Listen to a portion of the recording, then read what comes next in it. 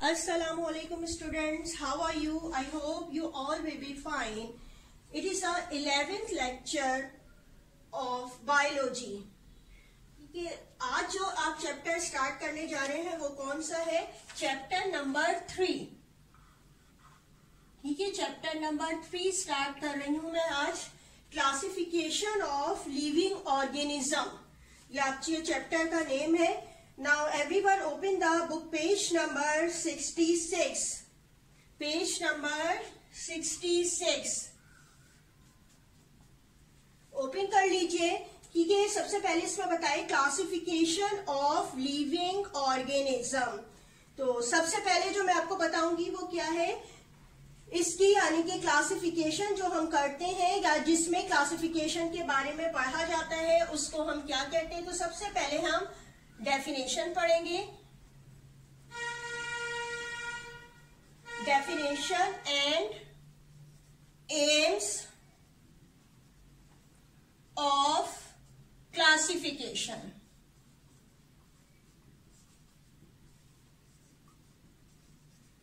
ठीक है, ये टॉपिक है जो सबसे पहले हम पढ़ेंगे इसमें. यानी कि इसमें क्या बताया गया है कि जिसमें क्लासिफिकेशन बायोलॉजी की branch the scientific study will deal with the classification of living organism is called taxonomy. ये आपको मैं पहले भी पढ़ा चुकी हूं जब सारी डेफिनेशन पढ़ाई थी चैप्टर नंबर 1 में. ठीक है, टैक्सोनॉमी की मैंने आपको बताया था. टैक्सोनॉमी क्या होती है, जिसमें the scientific study which deals with the classification of living organism, जिसमें लिविंग ऑर्गेनिज्म की क्लासिफिकेशन के बारे में पढ़ते हैं, वो बायोलॉजी की ब्रांच क्या कहलाती है, टैक्सोनॉमी कहलाती है. यानी कि जो चैप्टर आपका है क्लासिफिकेशन ऑफ लिविंग ऑर्गेनिज्म, यानी कि हम बायोलॉजी के जो ऑर्गेनिज्म है उनके बारे में क्लासिफिकेशन करेंगे और किस तरह करेंगे उसके बारे में सब कुछ जो पढ़ते हैं वो ब्रांच जो बायोलॉजी के कहलाती है टैक्सोनॉमी कहलाती है. ठीक है, अब ये जो होती है टैक्सोनॉमी को हम इस तरह भी बता सकते हैं कि taxonomy can be defined as a branch of biology which deal with the description, identification, classification and naming of living organism according to structural similarities and dissimilarities.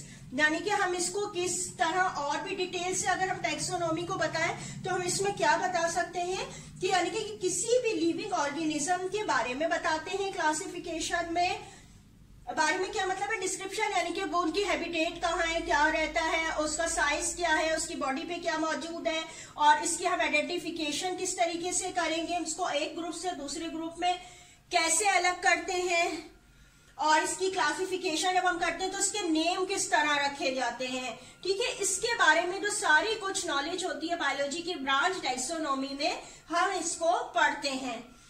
अब सबसे पहले आते हैं इसके बाद टैक्सोनॉमी की डेफिनेशन के बाद basis of classification. Basis of classification. ठीक है, ये सेकेंड हेडिंग है जिसको एक्सप्लेन कर रही हूं. बेसिस ऑफ क्लासिफिकेशन यानी कि किस बेस पर हम लिविंग ऑर्गेनिज्म की क्लासिफाई करते हैं, उनको क्लासिफाई कर देते हैं. ठीक है, अभी आपने देख लिया कि टैक्सोनॉमी में जिस तरह बताया कि मुख्तलिफ हैबिटेट के लिहाज से, उनके जो है स्ट्रक्चर है बॉडी, इसके लिहाज से करते हैं. तो ज्यादातर जब जो एनिमल्स की या ऑर्गेनिज्म, जिसमें ऑर्गेनिज्म का वर्ड यूज करें तो मीन से प्लांट और एनिमल दोनों ही आ जाएंगे इसमें, जब इनकी ग्रुपिंग की जाती है तो इसमें बहुत सी जो है टेक्निक यूज की जाती हैं, लेकिन ज्यादातर जो देखा जाता है कि इसमें होमोलोगस ऑर्गन की बेस पर जो है एनिमल्स को अलग कर दिया जाता है. यानी कि एक जैसी ऑर्गन्स रखने वाले ऑर्गेनिज्म को एक अलग ग्रुप में दे दिया जाता है कि उनकी जो ओरिजिन है वो एक ही थी. ठीक है, इसकी कोई एक बेस नहीं है जिसपे क्लासिफिकेशन किया जाता है, बल्कि बहुत सी बेसिस के बिना पर जो है क्लासिफिकेशन एनिमल्स को किया जाता है.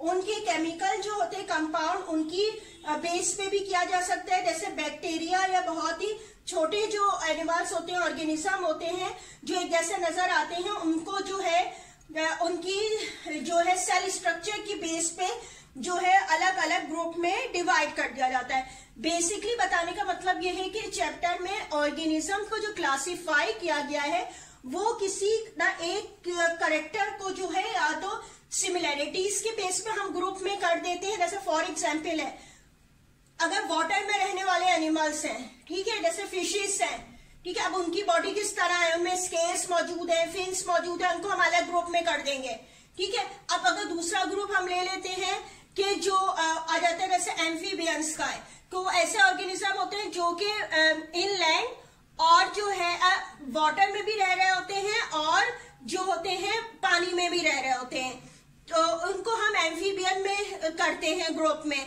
ठीक है। इसी तरह टेरेस्ट्रियल एनिमल्स जो होते हैं उनको हम किस में करते हैं, जो कि लैंड में रह रहे होते हैं। यानी कि हम एक कोई बेस बना लेते हैं जिसको दूसरे कि अगर वो ग्रुप वाले एनिमल इसका सिमिलरिटीज नहीं है, यानी कि बिल्कुल अलग हो रहा है, तो उस मेंबर को हम अलग रख देते हैं। फॉर एग्जाम्पल अगर इसको आसान तरीकों से मैं समझाऊं आपको, तो मैं अगर आपको ये कहूं कि जिस तरह आप क्लासेस होती हैं आपकी, आप 9th क्लास में पढ़ लें, इससे पहले आप 8th में पढ़ रहे थे, 7 3 फिर, ठीक है, अब उसके बाद आप 9 में, इसके बाद 10 में जाएंगे, ठीक है। अब ये जो आपको क्लासेस दी गई हैं इसमें भी कुछ ना कुछ कैरेक्टरिस्टिक्स आप सब में जो है कॉमन है। फॉर एग्जाम्पल जिस तरह आपको पता है कि अब 9 में पढ़ रहे हैं तो सबके पास जो है एक ही जैसी बुक्स होंगी, ठीक है, जिसकी बेस पे जो है आपको 9 ग्रुप में रखा गया है। आप जो है 8 क्लास क्लियर करके आए तो 9 में आप पढ़ रहे होते हैं, ठीक है।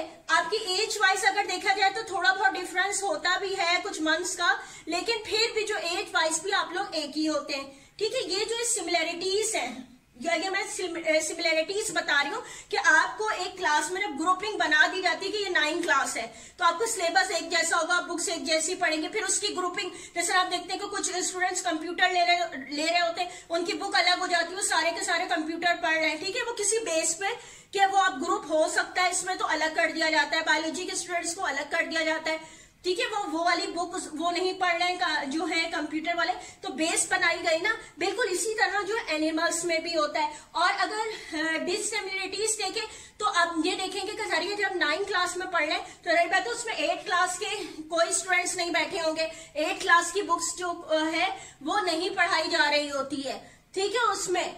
तो ये जो होती है कुछ करेक्टर यानी कि जो होती है सिमिलरिटीज है और कुछ डिससिमिलरिटीज है जिसकी बिना पर क्लासिफाई किया जाता है। इसी तरह बिल्कुल जो होता है प्लांट में और एनिमल्स में भी ऐसे ही होता है, माइक्रो ऑर्गेनिज्म में भी ऐसे ही होता है। यानी कि अगर प्लांट को देखा जाए तो प्लांट को भी जो हर्ब्स हैं, शर्ब्स हैं, उनको एक अलग ग्रुप में दे दिया, जो काफी टॉल प्लांट है उनको एक अलग ग्रुप बना दिया जाता है, उनकी लीफ की बेस पर अलग बना दिया जाता है, उनके फ्लावर के बेस पे, वो सीड देते हैं कि नहीं देते हैं उनके बेस पे, कुछ फ्रूट्स दे रहे होते हैं उनकी बेस पे, यानी कि मुख्तलिफ ग्रुप्स में डिवाइड कर दिया जाता है। इससे होता क्या है कि यानी कि जो बहुत ज्यादा एनिमल्स या प्लांट मौजूद है इससे हमें पढ़ने में भी आसानी हो रही होती है। एक तरह से देखा जाए, देखते हैं ना कि जिस तरह पूरे के पूरे सारे जो एनिमल्स हैं, चाहे वो इनवर्टिब्रेट हो, वर्टिब्रेट हो, माइक्रो ऑर्गेनिज्म हो, सबको जो है एनिमल किंगडम में रखा गया है, ठीक है। इतना बड़ा किंगडम बहुत बड़ा, इनका सारे तरह के उसमें एनिमल आ गए, ठीक है। अब जो होता है उसके बाद फिर सब ग्रुप बना दिए जाते हैं ताकि जो है उसको आहिस्ता आहिस्ता आपको पढ़ने में आसानी हो, ठीक है। किसी ना किसी बेस पर जो है उसको अलग कर दिया जाता है, ग्रुप बना दिए जाते हैं, उसको क्लासिफाई कर दिया जाता है, ठीक है। अब ये जो बेस बनाया जाता है उसकी एक बेसिक यूनिट यानी कि सबसे इंपॉर्टेंट जिस पर कोई भी एनिमल या कोई भी प्लांट को अलग जो कर दिया जाता है वो यूनिट कौन सी है?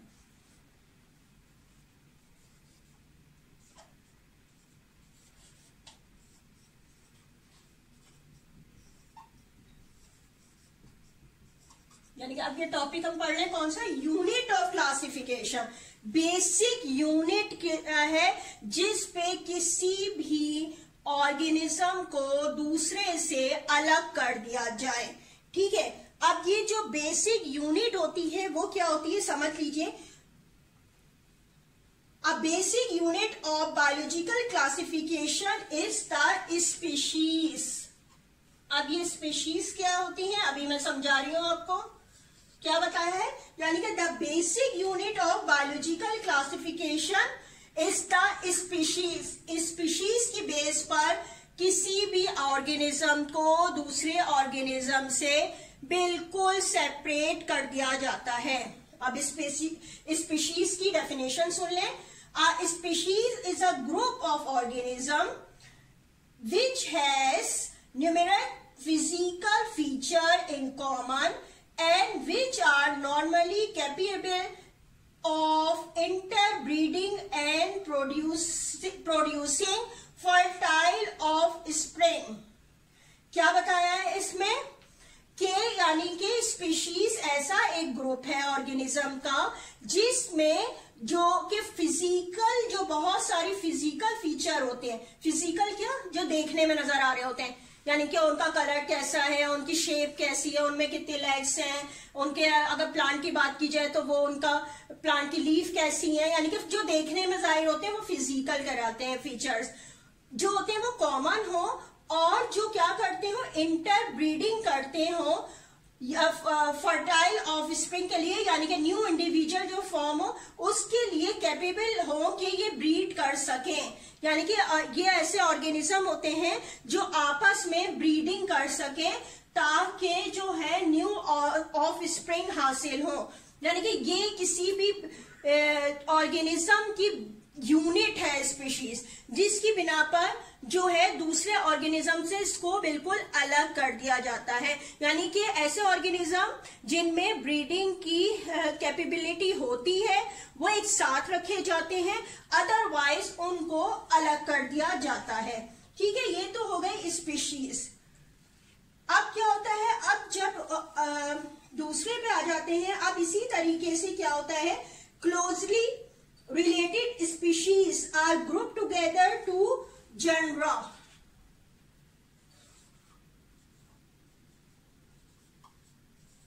और अगर सिंगुलर इसको कहें तो कहते हैं जीनस। अभी मैंने क्या बताया, यानी कि अगर आपस में मिलती जुलती स्पीशीज के ऑर्गेनिज्म के बहुत से ग्रुप को आपस में मिला के एक बड़ा ग्रुप जो है बना दिया जाए तो ये क्या कहलाता है, यानी कि स्पीशीज जो आपस में मिलती जुलती है उन सबान को एक ग्रुप में कर दिया जाए तो वो क्या हो जाते हैं, एक जो है जनरा बन जाता है, जिसको सिंगुलर अगर कहें तो उसको क्या कहेंगे हम, जीनस कहा जाता है। ठीक है, ये सिंगुलर के लिए होता है।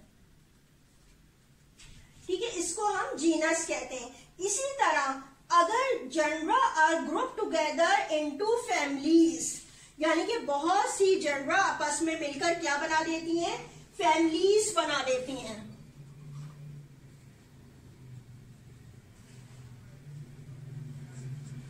ठीक है, इसी तरह अब जो एक जैसी फैमिलीज मिलके क्या बना देती हैं, ऑर्डर बनाती हैं। ये ग्रुप्स के नेम है, यानी कि एक ऑर्डर है, उसमें जो है मुख्तलिफ किस्म के एनिमल्स को रखा गया है। फिर इसी तरह जो होते हैं बहुत से जो ऑर्डर वाले, एक जैसे ऑर्डर वाले ऑर्गेनिज्म होते हैं, उनको जो है एक क्लास में रख दिया जाता है, यानी कि अब क्या हो गई, क्लासेस। और इसी तरह बहुत सी क्लासेस जो होती हैं उनका एक ग्रुप बना दिया जाता है जो कि क्या कहलाता है, फाइला कहलाते हैं। और इसको अगर सिंगुलर देखें तो उसको कहते हैं फाइलम या फिर डिवीजन। या ज्यादातर एनिमल के साथ फाइलम का वर्ड यूज हो रहा होता है और प्लांट के लिए जो होता है वो डिवीजन लिखी जाती है। और इसके बाद जब एक जैसे फाइलम या डिवीजन मिलते हैं तो एक ग्रुप बनता है, वो क्या कहलाता है, किंगडम। ठीक है, किंगडम क्या हो गया, जो सबसे आपका बड़ा ग्रुप है। ठीक है, किंगडम आ जाता है जो कि सबसे बड़ा ग्रुप है। यानी कि आप, और इसके अलावा अभी तो आपको सिर्फ ये बताई गई है जैसे स्पीशीज है, जनरा है, फैमिली है, ऑर्डर है, क्लास है, फाइलम है, डिवीजन है और किंगडम। लेकिन जैसे जैसे आप जो है बड़ी क्लासेस में जाएंगे और ज्यादा आप जब पढ़ेंगे तो आप कॉलेज लेवल पे तो आप देखेंगे कि इनकी भी सब क्लासेस होती हैं।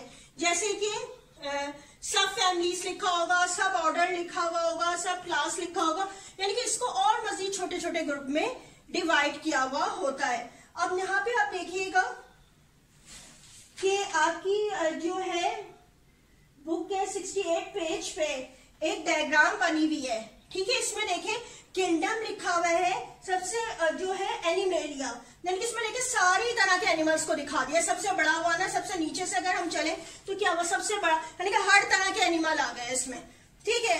इनवर्टिब्रेट भी है, वर्टिब्रेट भी हो गए, माइक्रो ऑर्गेनिज्म, हर तरह का जो किंगडम इसमें शामिल हो गया।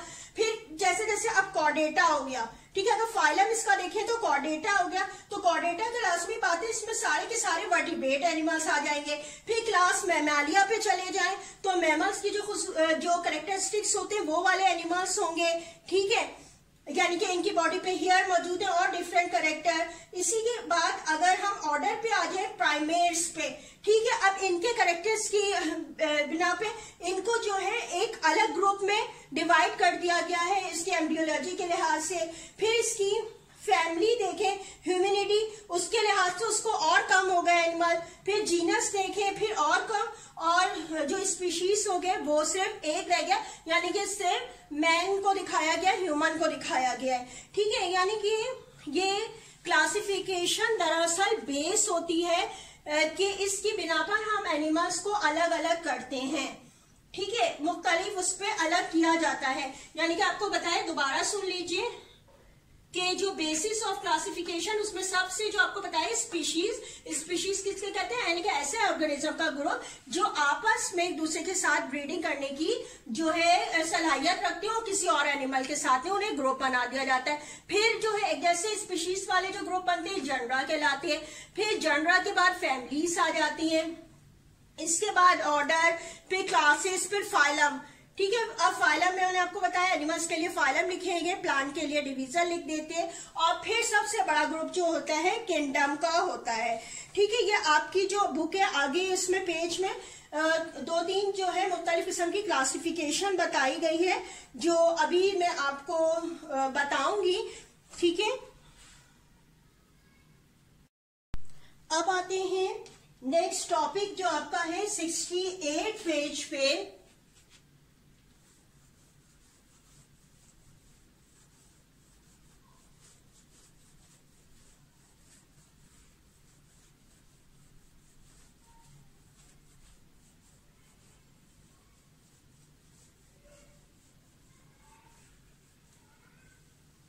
ठीक है। 68 पेज पे जो आपका टॉपिक है ये क्या है, बाइनॉमिनल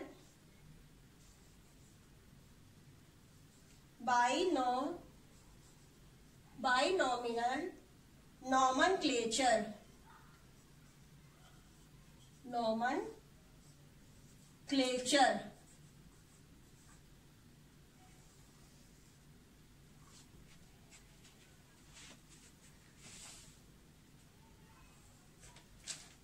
ठीक है। अब ये बाइनॉमिनल नॉमेनक्लेचर होता क्या है, एक साइंटिस्ट था, कौन सा इसका नेम था, सी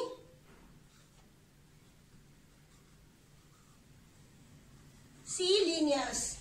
इसने क्या करा, इसने सबसे पहले जो है बाइनॉमिनल नॉमेनक्लेचर के सिस्टम को मुतारिफ करवाया, बताया।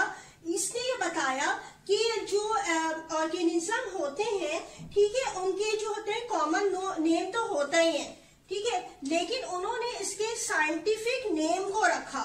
यानी कि साइंटिफिक नेम क्यों रखा गया, क्योंकि आपको पता है किसी भी कंट्री में जो एनिमल्स होते हैं या प्लांट होते हैं उनको कुछ लोकल नेम होते हैं, ठीक है। आप अगर किसी दूसरी कंट्री में जाए, अगर वो नेम लोकल नेम से आप पूछेंगे तो उन्हें नहीं पता होता, ठीक है। लेकिन अगर साइंटिफिक नेम रख दिए जाए तो क्या होगा, आप किसी भी कंट्री में चले जाएं तो आप जब नेम लेंगे उस एनिमल या प्लांट का तो वो पता चल जाएगा कि किसके बारे में बात हो रही है, ठीक है। तो यानी कि साइंटिफिक नेम रखे गए ताकि ऑर्गेनिज्म को पढ़ने में आसानी हो, ठीक है। अब इसके लिए जो बनाया गया था, रूल बनाया गया था, आपको पता है कि वो जिस तरीके से आपके नेम होते हैं, ठीक है, इसमें आपके नेम जिस तरह होते हैं, जैसे सपोज मैं कहूं, जैसे है किसी का नेम है जैसे सना अली, ठीक है, ठीक है, सना अली किसी का नेम है, तो आपको पता है कि क्या करते हैं कि फर्स्ट लेटर इसका जैसे कैपिटल लिखा है, सना का आपका अपना नेम है, और अली जो आपके फादर का नेम है तो उसका ए जो है कैपिटल से लिखा जाता है, लिखने का तरीका है नेम को। ठीक है, अब ये जो होते हैं ऑर्गेनिज्म यानी कि जो एनिमल्स है या प्लांट्स है, तो उसमें क्या होता है, जो पहला नेम होता है वो जीनस होता है और जेनरिक नेम कहलाता है, और इसको हमेशा जो होते हैं कैपिटल लेटर से लिखते हैं, और दूसरा जो नेम होता है वो स्पीशीज का कहलाता है, और इसको हमेशा स्मॉल वर्ड से लिखते हैं। फॉर एग्जाम्पल जैसे कि मैं अभी आपको बता रही हूँ, जैसे कि मस्टर्ड का प्लांट होता है, ठीक है, मस्टर्ड तो एक कॉमन नेम है, ठीक है, सरसों का प्लांट जिसको कहा जाता है मस्टर्ड। अब अगर हम इसका साइंटिफिक नेम लिखें तो इसका साइंटिफिक नेम क्या होता है, यानी कि फर्स्ट लेटर आपने क्या बताया, आपको क्या चीज होती है, इसकी जनरा होता है, जीनस होता है, ये कैपिटल से लिखा जाता है, यानी कि इसका फर्स्ट वर्ड की बात हो रही है। ठीक है, ब्रासिका यानी कि इसका फर्स्ट लेटर जो है कैसे लिखा गया है, कैपिटल से, और सारे स्मॉल होंगे। ठीक है, ये जो होता है इसका ये क्या होती है, ये जीनस को रिप्रेजेंट कर रहा होता है, और इसका सेकंड नेम जो होता है वो क्या होता है, मस्टर्ड का कम्प्रेस्टिस, कम्प्रेस्टिस, ठीक है, और इसका जो सेकंड नेम होता है जो कि क्या होता है, स्पीशीज को जो है प्रेजेंट कर रहा होता है। ठीक है, ये स्पीशीज को बता रहा है, और ये जो है वो जीनस को कर रहा है, और ये किसको कर रहा है, स्पीशीज को प्रेजेंट कर रहा होता है। यानी कि फर्स्ट लेटर हमेशा, यानी कि किसी भी ऑर्गेनिज्म मीन्स एनिमल है या प्लांट है, इसको जब हम साइंटिफिक नेम देते हैं तो क्या करते हैं, फर्स्ट लेटर कैपिटल से लिखते हैं, फिर स्मॉल, और सेकंड जैसे आपका बताया था फादर नेम भी आपका कैपिटल से, लेकिन यहाँ क्या होता है, ये स्मॉल से लिखा जाता है, और सारे ही वर्ड जो है वो स्मॉल से लिखे जाते हैं। ठीक है, अब इसी तरह एक और चीज है साइंटिफिक नेम लिखने के लिए, यानी कि जो ये साइंटिफिक नेम लिखा जाता है, ठीक है, इसकी ये एक प्रॉपर्टी होती है कि आप जब ये लिख रहे हैं तो इसमें क्या करा जाता है कि अगर ये यानी कि कैपिटल आपने जो है से लिख दिया, जनरल लिख दिया, और स्मॉल से लिख दिया कि every scientific name is written in italic और अंडरलाइन, यानी कि इन्होंने क्या बताया है, इटैलिक और अंडरलाइन, यानी इन्होंने क्या कहा है कि अगर आप किसी भी ऑर्गेनिज्म का साइंटिफिक नेम लिख रहे हैं तो या तो आप इटैलिक उसमें लिखें, इटैलिक उसमें क्या मतलब होगा, जरा सा तिरछा करके लिखें, जैसे ये ब्रासिका है, इसको किस तरह लिखें, जरा सा तिरछा करके लिखा जाता है। ठीक है, इसी तरह कंप्रेस्टेड लिखेंगे भाई स्मॉल से, स्पीशीज का ब्रासिका कंप्रेस्ट्रिस। ठीक है, या तो आप इसको थोड़ा सा इटैलिक वे में थोड़ा सा तिरछा करके लिखें, या फिर अगर आप स्ट्रेट उसमें लिख रहे हैं तो इसको क्या करें, अंडरलाइन करें। ठीक है, अंडरलाइन करें, यानी कि अंडरलाइन का ये है कि जिस तरह आपने ये लिखा ब्रासिका,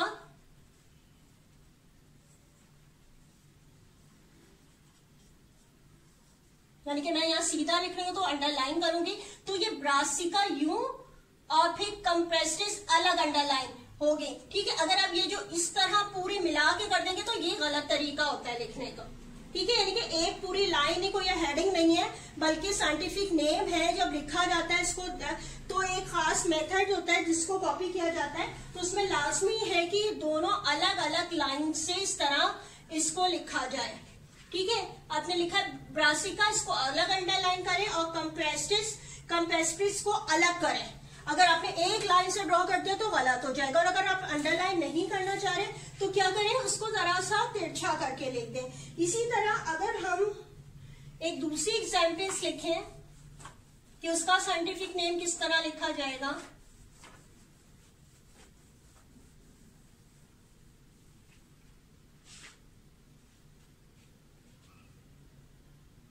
ह्यूमन का,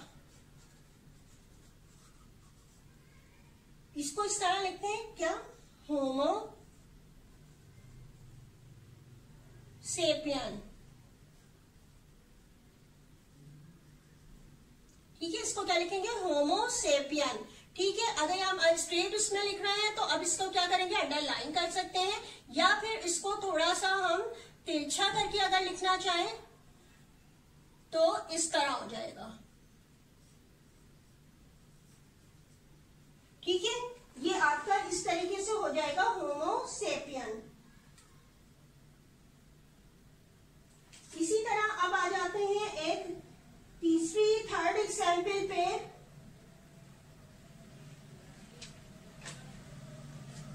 अगर हम इसकी एग्जाम्पल ले लें जैसे फ्रॉक की।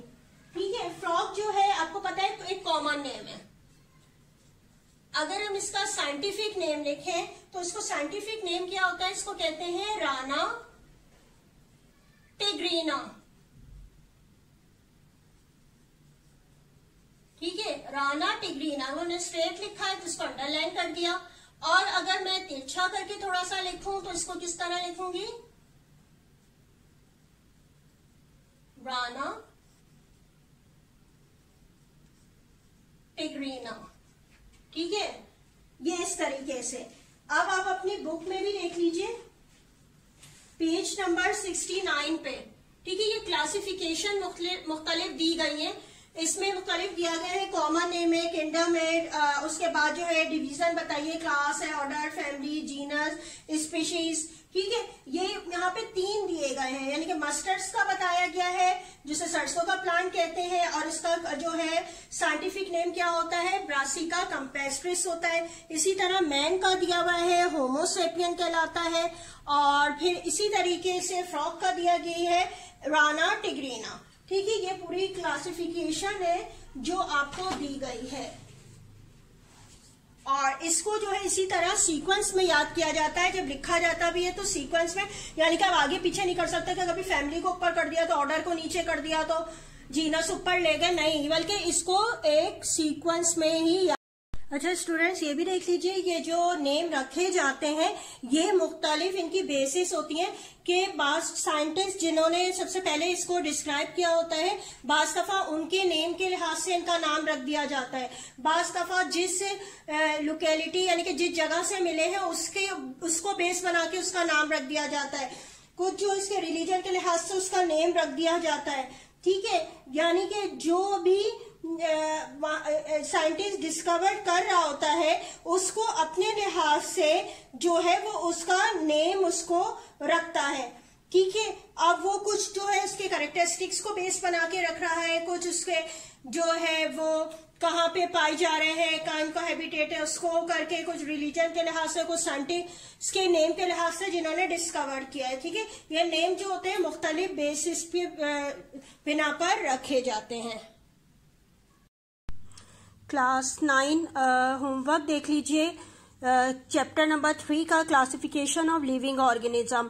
फर्स्ट क्वेश्चन है define taxonomy, taxon and classification. ठीक है, टैक्सोनॉमी की मैंने यहाँ पे लिखा हुआ है, बुक पेज नंबर 67 पे आंसर है, ये देख लीजिए 67 आपका बुक पेज नंबर है। और टैक्सोनॉमी की डेफिनेशन यहाँ से है, 1 2 3 4th लाइन पे आ जाइएगा, टैक्सोनॉमी से लेके यहाँ तक।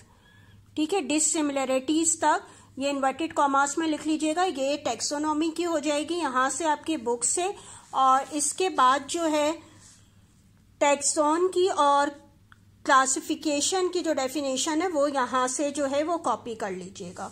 क्वेश्चन नंबर 2 जो है वो एक लाइन का ही है, इसको यहाँ से लिख लीजिएगा। अच्छा, बेसिकली ये सही रिलेटेड है क्वेश्चन नंबर 3। अच्छा, क्वेश्चन नंबर 3 जो है what are the unit of classification. यहाँ पे आप देखिएगा मैंने सिर्फ नेम लिखे हैं, species, genera, families, order, classes, phylum और डिवीजन और किंगडम।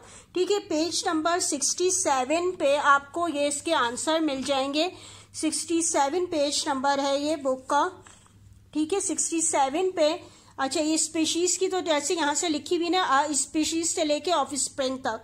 ठीक है। फिर इसी तरीके से ये आपने खुद करना है, अलग अलग जो है वो जनरा की कैसे बनेगी, फैमिली की, ऑर्डर की, बहुत इजी है। एक एक लाइन की ये सारी होंगी, सिर्फ स्पीशीज की ज़्यादा बड़ी थी, मतलब बड़ी क्या 2-3 लाइंस की थी वो वहाँ से, और इसके बाद 68 पेज तक ये सारे किंगडम तक हैं। ठीक है, इसको यानी कि जो है आप खुद से लिख लीजिएगा, हेडिंग डाल के जो है एक एक लाइन के। अब इसको पैराग्राफ को पढ़ेंगे तो आपको समझ में आ जाएगी। इसके बाद देखिएगा क्वेश्चन नंबर 4। क्वेश्चन नंबर 4 है, on what basis the name of the species may be given. इसका बुक पेज नंबर 68 पे आंसर है, ये देखिएगा मैंने यहाँ पे लगाया हुआ भी है। आंसर नंबर 4 यहां से यहां तक। ठीक है, इसके बाद नेक्स्ट आ जाइए, what are the advantages of classification. ठीक है, क्लासिफिकेशन के एडवांटेजेस यहां से लिख लीजिएगा। इसके बाद नेक्स्ट क्वेश्चन है, what is the system of naming plant and animal. ठीक है, पहले ये पैराग्राफ लिख लीजिएगा और इसके बाद जो है यहां तक है इसका आंसर। इसके बाद क्वेश्चन नंबर 7 है, व्हाट इज बाइनोमियल नोमेनक्लेचर। इसकी डेफिनेशन है, यहां से लिख लीजिएगा। इसके बाद क्वेश्चन 8 है, ये लास्ट आपका है, व्हाट आर द, मतलब अभी जो आज के होमवर्क का लास्ट है, चैप्टर का लास्ट नहीं है। What are the common and scientific name of mustard, man and frog. ठीक है, page number, book page number 69 पे, 67 नहीं 69 है। ठीक है, 69 पेज नंबर पे जो है वो आपको इसका आंसर मिल जाएगा। ठीक है, 69 पेज नंबर पे ये देखिएगा, यहाँ पे है 69 पे। ठीक है, क्लासिफिकेशन पूछी गई है, तो ये पूरी इसी तरीके से आपने इन ऑर्डर लिखना है, आगे पीछे नहीं कीजिएगा इसको। ये इसी तरह याद भी की जाती है।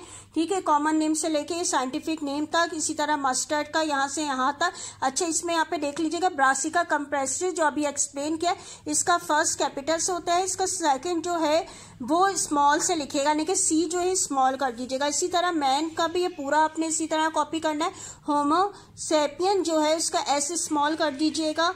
और नेक्स्ट देखिएगा, यहाँ पे यही वाला है जो है, ये भी इसका पूरा लिखना है, राना टिग्रीना। अच्छा, टी इसका यहाँ पे ऑलरेडी स्मॉल है। ठीक है, इसको करने की जरूरत नहीं है स्मॉल, इसके दोनों जो है स्मॉल में कर दीजिएगा। यानी कि यहाँ से यहाँ तक पूरा आपने लिखना और इसी ऑर्डर में आप लिखेंगे। यानी कि कितने क्वेश्चन दिया आपको, ये आंसर नंबर किसका है, आंसर नंबर 8 है। ठीक है, आंसर नंबर आपका 8 है, यानी कि क्वेश्चन नंबर 1 to 8 है। ये क्वेश्चन जो है आपने एज अ होमवर्क करने हैं। ठीक है, इसको आप कर लीजिएगा, कुछ बुक से हैं, कुछ मैंने जो है वो आपको दिखा दिए हैं, वो वहां से लिख लीजिएगा। इस तरह आपके क्वेश्चन नंबर 1 to 8 कंप्लीट हो जाएंगे। और इसके बाद भी जो है अभी चैप्टर, जारी सी बात है, आपका रिमेनिंग है, पूरा एक्सप्लेन नहीं हुआ है। तो जब वो एक्सप्लेन करूंगी तो साथ साथ फिर जो है वो आपको होमवर्क भी दे दूंगी, ताकि जो है आप जैसे जैसे समझते जाएं वैसे जो है उसका क्वेश्चन आंसर भी लिखते जाएं। ठीक है, अब जो रिमेनिंग चैप्टर है वो नेक्स्ट क्लास में एक्सप्लेन होगा। Thank you and Allah Hafiz.